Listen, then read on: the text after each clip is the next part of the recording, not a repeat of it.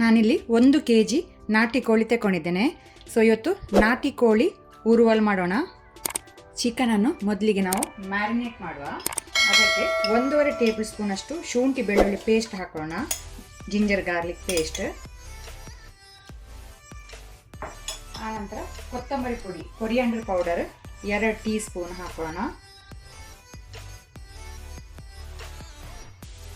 ಜೀರಿಗೆ ಪುಡಿ, jeera powder 1 tea spoon ಹಾಕೋಣ.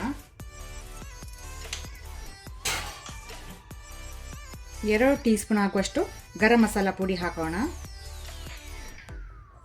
1/2 ಟೀ ಸ್ಪೂನ್ ಅಷ್ಟು ಅರಶಿನ ಟರ್ಮರಿಕ್. ಉಪ್ಪು ರುಚಿಗೆ ತಕ್ಕಷ್ಟು ಹಾಕೋಣ. ಸಾಲ್ಟ್. ಆನಂತರ 1 ಲೆಮನ್ ಹಾಕೋಣ, ಲಿಂಬೆ ರಸ. 1 ಲಿಂಬು ಹಾಕೊಂಡ್ರೆ ಸಾಕು, ದೊಡ್ಡ ಸೈಜದ್ದು. ಒಳ್ಳೆ ರೀತಿಯೊಮ್ಮೆ ಮಿಕ್ಸ್ ಮಾಡ್ಕೊಳ್ಳೋಣ. ಇದನ್ನು ನಾವು 1 ಗಂಟೆ ಆದರೂ ಮ್ಯಾರಿನೇಟ್ ಆಗಲಿಟ್ಟರೆ ಟೇಸ್ಟ್ ಒಳ್ಳೆಯದಾಗ್ತದೆ. ಒಂದು ವೇಳೆ ನಿಮ್ಮ ಹತ್ರ ಟೈಮ್ ಕಡಿಮೆ ಇದ್ದರೆ ಅರ್ಧ ಗಂಟೆ ಆದರೂ ಇದನ್ನು ಮ್ಯಾರಿನೇಟ್ ಆಗಲು ಇಡಿ.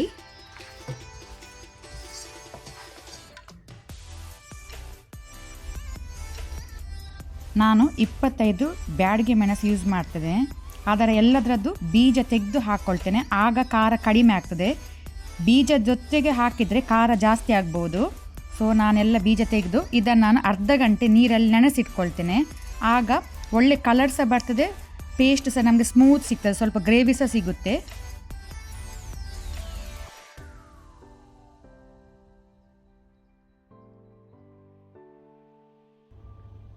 ಒಳ್ಳೆ ರೀತಿ ಸಾಫ್ಟ್ ಆಗಿದೆ, ಸಾಕು. ಇದರ ನೀರು ಚೆಲ್ಲಿ ಬರೀ ಮೆಣಸನ್ನು ನಾವು ಮಿಕ್ಸಿ ಜಾರಿಗೆ ಹಾಕಿ ಒಳ್ಳೆ ರೀತಿ ರುಬ್ಬುವ, ನುಣ್ಣಕ್ಕೆ ರುಬ್ಬುವ, ಫೈನ್ ಪೇಸ್ಟ್ ಮಾಡುವ. ಪಾತ್ರೆ ಬಿಸಿಗಿಟ್ಟಿದ್ದೇನೆ. 1/2 ಕಪ್ನಷ್ಟು ತುಪ್ಪ, ಗೀ ಹಾಕೊಳ್ಳಿ. ಸೊ ಈ ರೆಸಿಪಿಗೆ ಗೀ ಮೇನ್.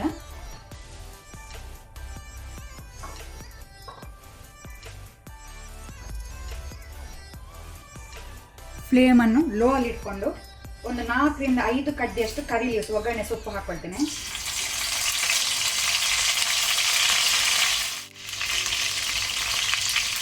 ಒಗ್ಗರಣೆ ಸೊಪ್ಪು ಒಳ್ಳೆ ರೀತಿ ಫ್ರೈ ಆಗಲಿ, ಸ್ವಲ್ಪ ಕ್ರಿಸ್ಪಿ ಆಗಬೇಕು, ಆಗ ಟೇಸ್ಟ್ ಒಳ್ಳೆಯದಾಗ್ತದೆ.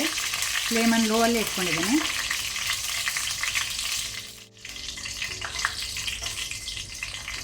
ಇದು ಸ್ವಲ್ಪ ಫ್ರೈ ಆದ ನಂತರ ನಾನೀಗ 1/2 ಕಪ್ನಷ್ಟು ಗೋಡಂಬಿ ಹಾಕ್ಕೊಳ್ತೇನೆ, ಕ್ಯಾಶ್ಯೂ ನಟ್ಸ್. ಆ ನಂತರ 2 ಬ್ಯಾಡಗಿ ಮೆಣಸನ್ನು ತುಂಡು ಮಾಡಿ ಹಾಕೋಣ. ಇದನ್ನು ನಾವೀಗ ಒಳ್ಳೆ ರೀತಿ ಫ್ರೈ ಮಾಡುವ. ಗೋಡಂಬಿಯಲ್ಲಿ ಗೋಲ್ಡನ್ ಕಲರ್ ಬರಬೇಕು, ಅಲ್ಲಿ ತನಕ ಫ್ರೈ ಮಾಡುವ. ಈಗ ನಾನು ಫ್ಲೇಮನ್ನು ಮೀಡಿಯಮಲ್ಲಿ ಇಟ್ಕೊಂಡೆ.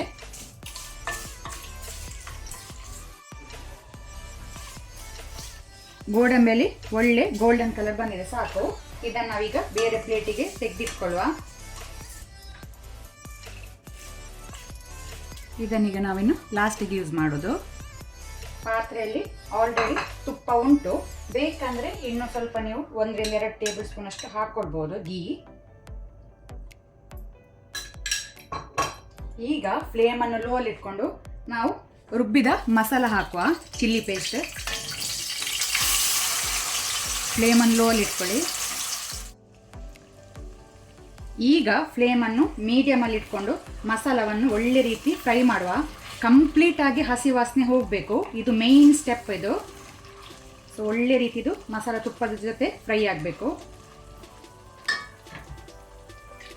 ನಾನು ಮಿಕ್ಸಿ ಜಾರಿಗೆನೆ ಸ್ವಲ್ಪ ನೀರು ಹಾಕಿ ಅದನ್ನು ಸೇರಿಸ್ತಾ ಇದ್ದೇನೆ. ಫ್ರೈ ಮಾಡುವ.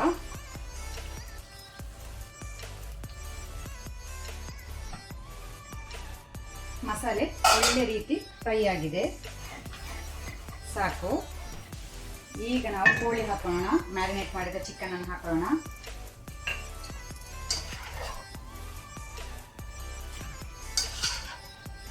ಮ್ಯಾರಿನೇಟ್ ಮಾಡುವಾಗ ಚಿಕನಿಗೆ ನಾವು ಉಪ್ಪು ಹಾಕೊಂಡಿದ್ದೇವೆ, ಸಾಲ್ಟ್. ಈಗ ನೋಡಿಕೊಂಡು ಸ್ವಲ್ಪ ನಾವು ಸಾಲ್ಟ್ ಹಾಕುವ, ಜಾಸ್ತಿ ಹಾಕ್ಕೊಳ್ಬೇಡಿ. ಉಪ್ಪು ಜಾಸ್ತಿ ಆದರೆ ಮತ್ತೆ ತಿನ್ಲಿಕ್ಕೆ ಆಗಲ್ಲ.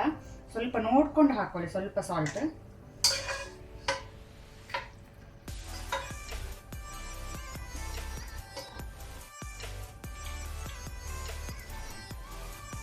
ಈಗ ನಾನು ಫ್ಲೇಮನ್ನು ಮೀಡಿಯಮ್ ಟು ಹೈಯಲ್ಲಿ ಇಟ್ಕೊಂಡು ಒಂದು 3 ಮಿನಿಟ್ಸ್ ಇದನ್ನು ಫ್ರೈ ಮಾಡ್ಕೊಳ್ತೇನೆ ಮಸಾಲೆ ಜೊತೆನೆ.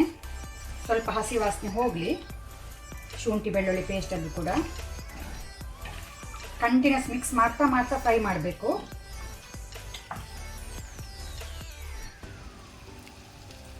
ನೀವು ಒಂದು ವೇಳೆ ಬ್ರಾಯ್ಲರ್ ಕೋಳಿ ಯೂಸ್ ಮಾಡೋದಾದರೆ ಲೋ ಫ್ಲೇಮಲ್ಲಿ ಇಟ್ಕೊಂಡು ಬೇಯಿಸ್ಲಿಕ್ಕಿಟ್ರೆ ಅದು ನೀರು ಬಿಡ್ತದೆ.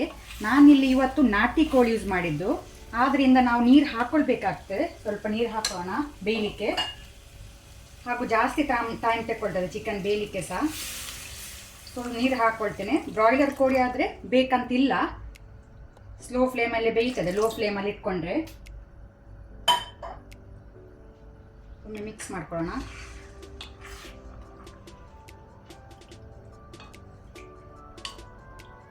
ಸೊ ನಾಟಿ ಕೋಳಿದು ಒಂದು ಅರ್ಧ ಗಂಟೆ ಆದರೂ ಬೇಯಲಿಕ್ಕೆ ಟೈಮ್ ತಗೊಳ್ತದೆ. ಮೀಡಿಯಂ ಫ್ಲೇಮಲ್ಲಿ ಬೇಯಲಿದು. ಬೇಕಂದರೆ ಪುನಃ ಸ್ವಲ್ಪ ನೀರು ಹಾಕೋಣ.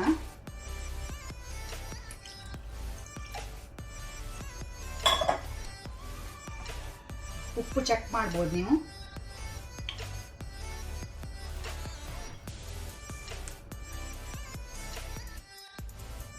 ಬಾಯಿ ಮುಚ್ಚಿ ನಾನು ಅರ್ಧ ಗಂಟೆ ಬೇಯಿಸ್ತೇನೆ. ಮಧ್ಯದಲ್ಲಿ ಬಾಯಿ ತೆಗೆದು ಮಿಕ್ಸ್ ಮಾಡಿಕೊಂಡು ಪುನಃ ಬೇಯಲಿಕ್ಕಿಡಿ.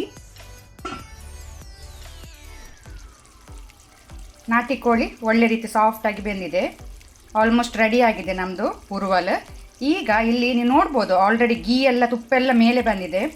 ಈಗ ನಾವು ಓಪನ್ ಪಾತ್ರೆಯಲ್ಲಿ ಫ್ಲೇಮನ್ನು ಮೀಡಿಯಮ್ ಟು ಹೈಯಲ್ಲಿ ಇಟ್ಕೊಂಡು ಇದನ್ನು ಡ್ರೈ ಮಾಡುವ. ಗ್ರೇವಿ ಸ್ವಲ್ಪ ಡ್ರೈ ಆಗಬೇಕು.